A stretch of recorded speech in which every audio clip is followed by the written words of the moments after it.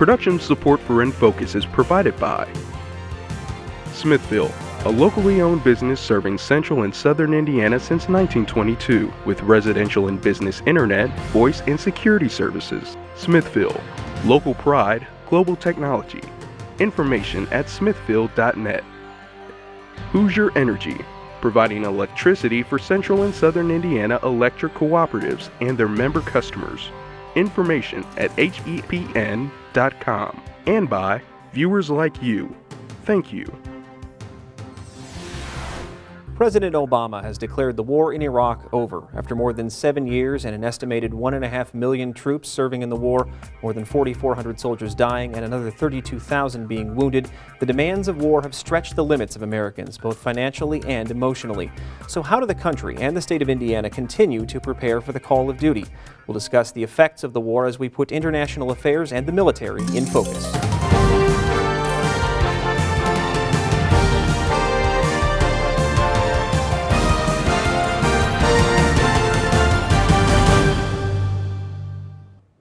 Thanks for joining us for this edition of In Focus. I'm Stan Jastrzebski. If you have questions for one of our studio experts during tonight's program, please email us at infocus@indiana.edu or call us at 1-800-987-9848. At the beginning of next year, the Indiana National Guard is scheduled to deploy more units to Iraq. WTIU's Shamika Neely reports on how Indiana continues to figure into the overseas conflict. During 7 years of war in Iraq, an estimated 1.5 million troops have served overseas, including almost 20,000 Hoosiers. More than 4,400 soldiers have fallen in the line of duty. One Indiana expert says that there are specific ways to organize parties in conflict so that one doesn't have an extra edge over the opposing party. But the U.S. is falling behind. Well, it may be a little bit too late right now to engage in a major reorganization of the effort there. And part of it is because all the mistakes that have been done since the beginning of the involvement in Afghanistan, ideally, all those efforts should have been centralized to achieve one goal and use the money more efficiently to help the Afghans move to where they need to move. And this hasn't been done. So much money has been wasted, so much ill will has been created, so much corruption has been created. The Taliban can last much longer than 6 months. They already lasted for 10 years vis-a-vis the United States. And so they may sometimes send some negotiators, but frankly, they're playing the United States. Not all of the Indiana troops stationed in Iraq have returned home, and another batch of Indiana National Guard soldiers will head to Afghanistan after the first of the year. Tonight, we'll discuss the effects overseas conflicts have had on Indiana families and the way they're preparing for the USA's evolving role on the world stage as we put the effect of war on Indiana in focus. And joining me this evening is my co-host, Sarah Whitmire. Sarah, who's in the booth with you this evening? Good evening, Stan. Tonight we'll be hearing from Dr. James Lutz. He's a professor of political science at Indiana University's Fort Wayne campus, and Dr. Rafi Ravini. And he'll talk to us about the international political economy. That coming up in just a bit. Thanks, Sarah. Also joining us this evening are Dr. Nassif Shahrani, a professor in the anthropology department at Indiana University who focuses on Central Asian and Middle Eastern studies. Also, Lieutenant Colonel Kirk White from the Indiana National Guard, and Dr. David Fidler, who's a professor in IU's Maurer School of Law. Thanks to all of you for being here. And I want to start with sort of a general question about the perception of war these days. I think a lot of people watching a war from South Central Indiana might think of films they've seen of World War II or Vietnam. Dr. Shahrani, we'll start with you and we'll move down our panel. Is it logical to think of war in that context, or is that an outdated idea, do you think, of what war means these days? Well, the fact that there are soldiers on the ground fighting anywhere and there are casualties involved, then the difference between now and World War I or II or Vietnam, for that matter, Korea, is not that important. But certainly there are differences in the technology of warfare, and the extent of casualties, perhaps to the local communities, is far larger, far greater, although there is some control on it, but still war is war, which expends quite a lot of our resources, particularly in dollars. And of course, our young people, man and woman, get killed, and many others get seriously injured, and they have to be brought back to be looked after both by, with the state paying for the costs, the families suffering. So I think war now and in the past is something of a disaster for communities who experience it, and one hopes that alternatives could be looked for, and we need to do some things about peace building, and educating people both here and overseas to not think of war is the alternative. Lieutenant Colonel White, what about you, looking at it from the inside, so to speak? Well, I think one of the main differences you'll notice is in today's conflict, certainly in Iraq and Afghanistan, where we've been engaged, after the initial movement in to where you're able to oust the government that's causing the problem and the destabilizing factors, you then switch to what we consider to be a counterinsurgency, and that's different than a day-to-day shooting war. And so from the soldier perspective, we have to train from a different view. This is more of a conflict where we're having to work in the communities where we're serving. I keep hearing hearts and minds over and over. That's a good way to look at it. And that's exactly has been my experience. In general, the Afghan people are tired of 30 years of war that they've had. They'd rather move on to other things. There's a very small minority of extremists who want to destabilize things the way they want them to be. So you don't have these huge land battles. You have small engagements.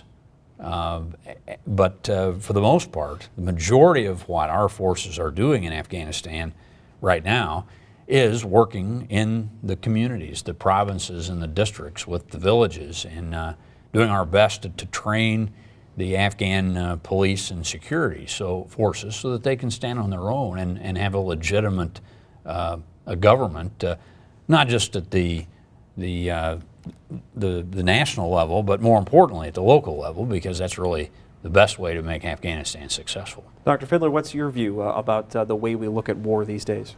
Well, I want to build on some of the points that Kurt made, particularly about the nature of this type of conflict, and also to some extent the conflict in Iraq, and it goes to the practice of counterinsurgency and the strategy that's being taken.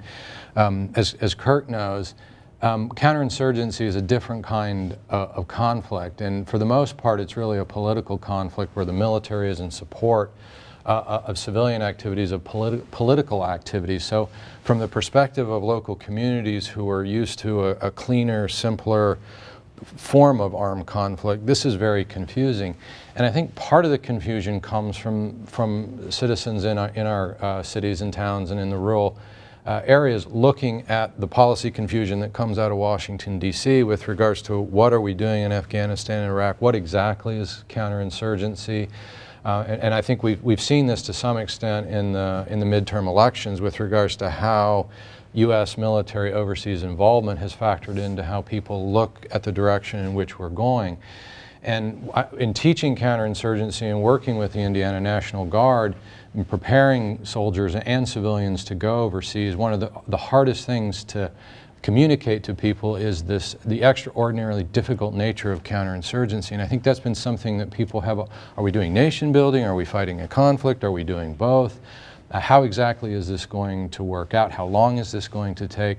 I think that's been the source of a lot of confusion and consternation in communities, not only in Indiana, but I think around the United States. I want to get back to this discussion in just a second, but right now we have to send it over to Sarah Whitmire in the WFIU studio. Sarah? Thanks, Stan. Good evening, Dr. Lutz. Thanks for joining us on In Focus. You're welcome.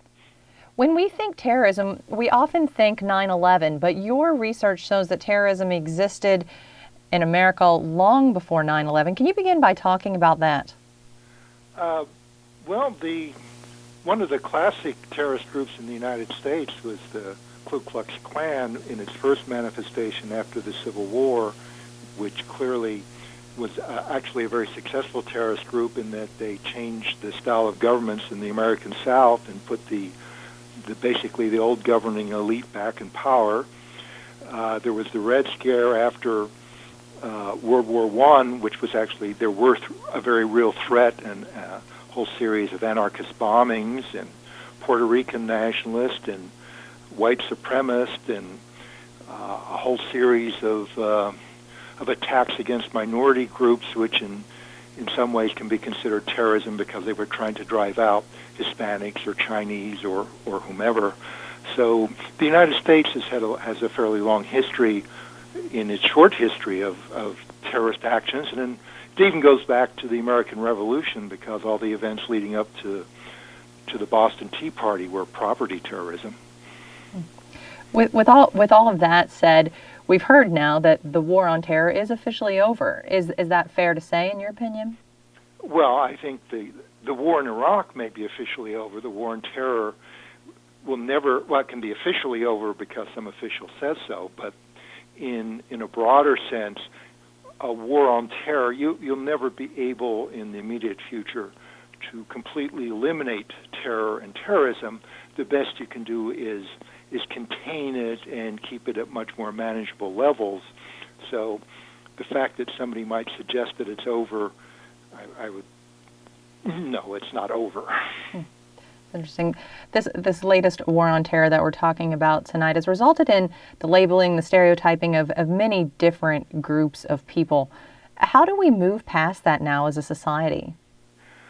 I think that's going to be very difficult because, for one thing, there will always be at least some politicians, not necessarily a huge number, but some that will play upon the fears of the voters in order to get themselves elected, and they will find it advantageous to exacerbate the differences rather than to reduce them. And unfortunately, it seems to be the case that the individuals who are focusing upon the threat, which isn't as real as it might be, are much more often heard than the persons who are not. Now, Dr. Lutz, I wish we had more time, but I'm afraid that's all the time we have for this evening. Thank you so much. You're welcome. Back to you, Stan. Thanks, Sarah. I wanted to ask each of you a question about some of the unknown effects of war. Lieutenant Colonel White, we'll start with you. I want to talk about the way a military changes based on the war it is fighting. Are there some ways people might not realize that the actual fighting forces are kind of morphing as the conflict goes along? Yeah, it's an interesting challenge for us because, after all, we're an armed force and we train to do armed intervention. And in a counterinsurgency, we have to switch gears. And we're in the best situation when we don't have to use lethal force and kinetic weapons. The perfect situation when we're in trying to rebuild a country is to be in a situation where we can truly work day to day with the people, be among them, embrace their culture, and that's difficult to switch an infantry unit, for example, to switch out of their paradigm of using lethal force, and instead, and really this is what makes the National Guard a positive force in this, because we have such broad civilian backgrounds. But you really have to think about when you're in a community or a province that it's like your own, and how would you want to be treated if you were in this situation, and treat others as though you'd like to be treated, and you're able to embrace the population and build a country a lot better that way. Dr. Fiddler, what about the ways that laws or policies changed? You mentioned some confusion regarding the midterm elections just a few weeks ago. What about the ways that people are looking at how we move forward in terms of legislatively or on the policy side? Well, there are a lot of implications with regards to the nature of the war, particularly in Afghanistan now, that are creating, I think, a lot of very serious policy choices that also involve legal questions. And they're the type of questions that usually don't come up in armed conflicts. I'll just give you an example of that in terms of how the laws of war apply. In the context of counterinsurgency, as Kirk has pointed out, the idea here is to use less kinetic force. And so we don't bump up against some of the issues that we've run into in previous armed conflicts about the use of kinetic force.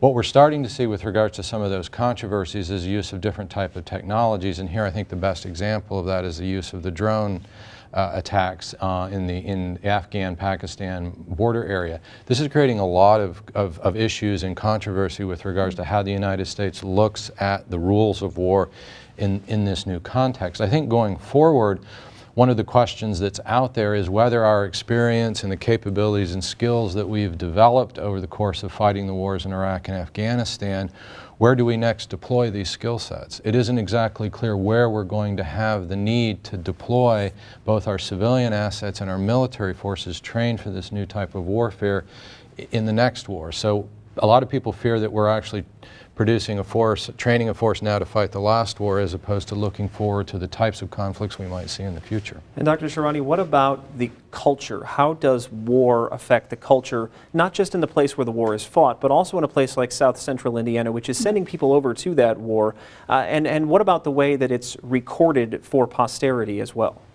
Well, part of the problem, I think, in this war and having to do with counterinsurgency and other issues has to do with the fact that we don't have a very well-defined enemy. The enemy is really abstract and only a concept. Who exactly are the enemy? Who are the Taliban?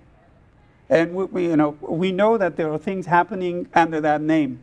We don't know who really are there doing the kinds of things that we need to fight. And that's, I think, part of the problem, the fact that we don't know where the enemy is, who really the enemies, and who our friends are, who our partners are.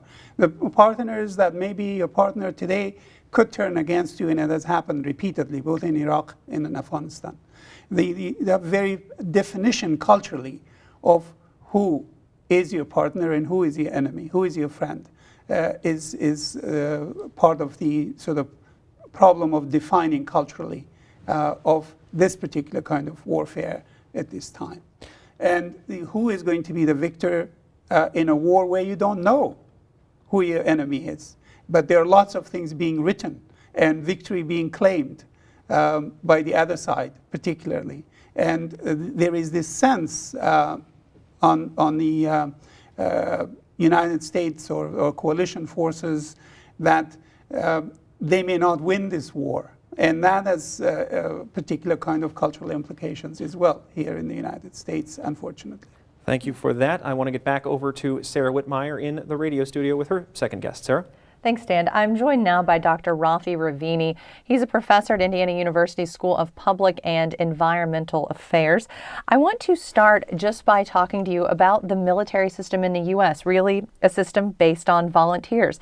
And just wondering, in your opinion, is that a sustainable model as we're looking towards the future here? The short answer and the long answer is no. If the country would like to fight wars abroad, and would like to fight long wars of the type that we are fighting in Afghanistan and Iraq,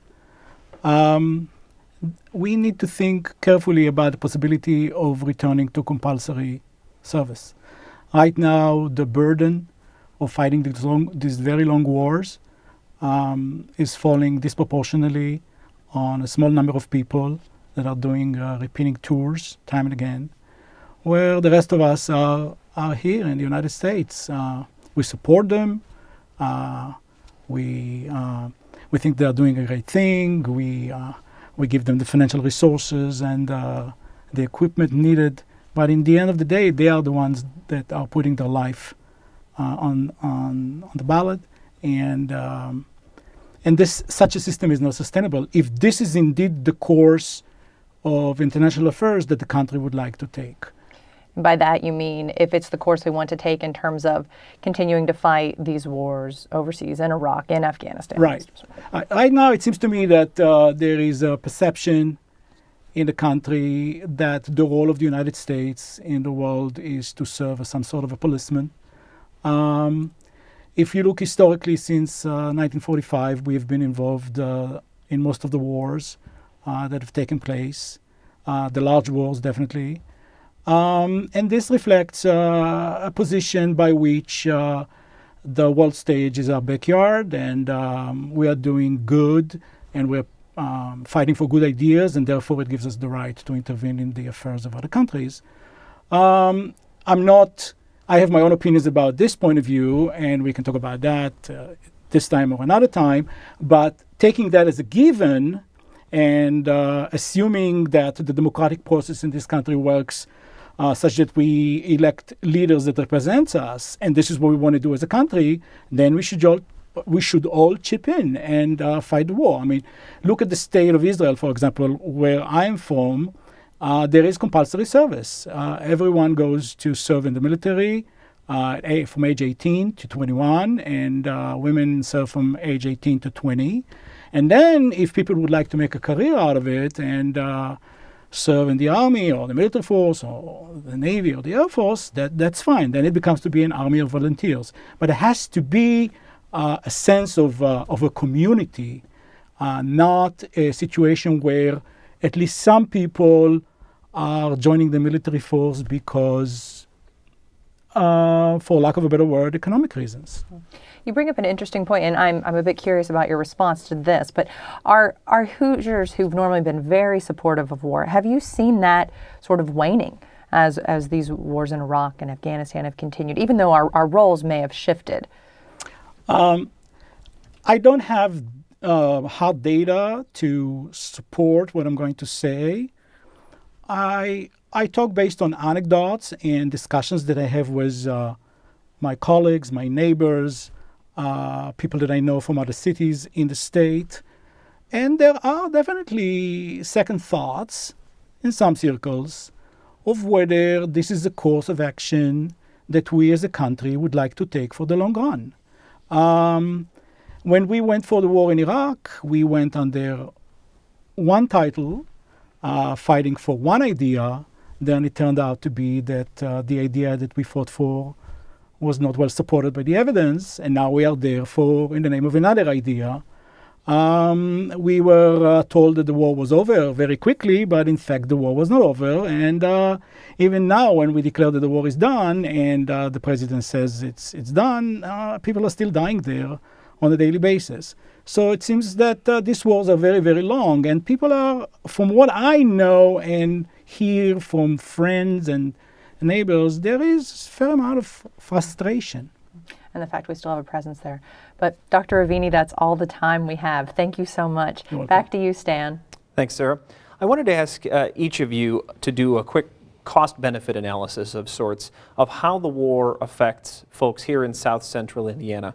What costs are people paying around here, and what benefit is this part of this state getting from these overseas conflicts? Dr. Shahrani, we'll start with you on that. I think I would like to broaden that cost to the fact that America and Indiana, as part of this great state country, had promised something for those people where we're fighting for them. That's both in Iraq and Afghanistan, particularly in Afghanistan, that we're going to install a democratic government. And the people of that part of the world counted on this, this promise was going to be fulfilled. And what we have done in the process is put a government in place that has done a great deal of disservice. And in the long run, we have lost credibility. We have lost the kind of hope that people had of America and expectation that they had of America. And when we go to places where we fight wars and make promises to the people and we do not deliver what we've promised, it costs us dearly in terms of our national standing in the world and also here in the country. And that's, I think, really the worst cost perhaps we have faced in this particular instance in the war. Lieutenant Colonel White, an accurate assessment from the military's point of view and from your personal point of view as part of the military? Well, there's no doubt that you can never get back the years that a deployed father or mother loses when they're not with their families. When a reservist is called to active duty, each deployment takes a year and a half time away from your family and your civilian work, and the productivity you could provide in your community. However, in many cases, it helps you build a career and you become a better person. In my case, I see the world from a different perspective, and I'm hoping that I can pass this along to my family and to the people that I work with here in my daily life as well. And I think we might also say that in a conflict like this, our reserve forces have become stronger and broader and have strengthened themselves through the constant training that it's taken to do this. And I would also say that in our part of the state, we've seen benefits economically from various Crane Naval Weapons Center, for example, has a higher level of contracts, and economically, it's been good for the people that depend on this type of industry. Dr. Findler, the last 90 seconds are yours. Cost-benefit analysis of the wars overseas? Well, I think in terms of the benefits for the state of Indiana, I think it's very important to emphasize how Indiana has answered the call from the United States to be a part of the effort in fighting these conflicts in Iraq and Afghanistan. The Indiana National Guard and the members like Kirk White have really responded to that. I think also Indiana has become a leader with regards to training for these new types of conflicts, and that involves both Crane Naval Center as well as Camp Atterbury and the Muscatatuck Center for Complex Operations. So Indiana now is known nationally as well as internationally as being an important resource for our national security. I think the main cost going forward is what happens with the conflict. These are assets and capabilities and reputations that have been built, but we don't know what the end game yet is in Afghanistan. So in terms of assessing the costs for South Central Indiana and the people that have sacrificed, some of their personal lives, if not their actual lives, for the conflict, I think that's the part that we still do not have answered yet, and that's really what a lot of people are going to be waiting for to see what happens. Well, my thanks to all of you. Unfortunately, we've run out of time, but thanks for your thoughts and your consideration this evening. We appreciate you all being here. Thanks also to all of you for watching and listening this evening. We appreciate your support. Thanks to my co-host, Sarah Whitmire, for her help this evening. Thanks, Sarah. Thanks, Dan. Please do send your questions for our next In Focus to infocus@indiana.edu. You may also leave a comment or see portions of this show by visiting our website, which is indianapublicmedia.org/infocus. And on our next program, we'll talk about the increasing elderly population and how wellness can assist in living longer. Have a good night.